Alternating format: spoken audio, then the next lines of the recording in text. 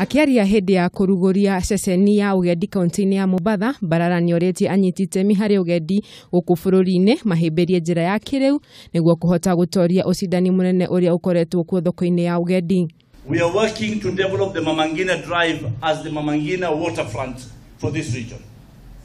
We are also working with KWS to see how best we can landscape the entire Jomo Kenyatta public beach so our local visitors can also have facilities in this area.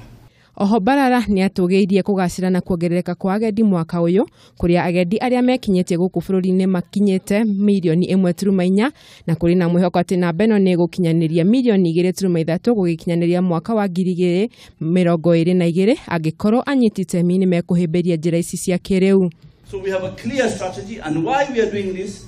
Because we want to increase our numbers from 1.4 million international arrivals we have in the country. By 2022, we want to have 2.3 million arrivals here in the country. By 2030, we want 5 million arrivals in the country. Murugamiriri munene bodi-ini ya ugendi guku bururi-ini Betty Radia augite ceceni ino ni guteithia thogori ya ugendi cia kiriu kaunti-ini ya Mombatha na oho kurehe kigina undu uria unyititwo mbaru ni murugamiriri munene wa mikawa Mombatha Sam Ikwaye. Handu-ini ha Kameme TV njitagwo Wanjeri wa Kariuki.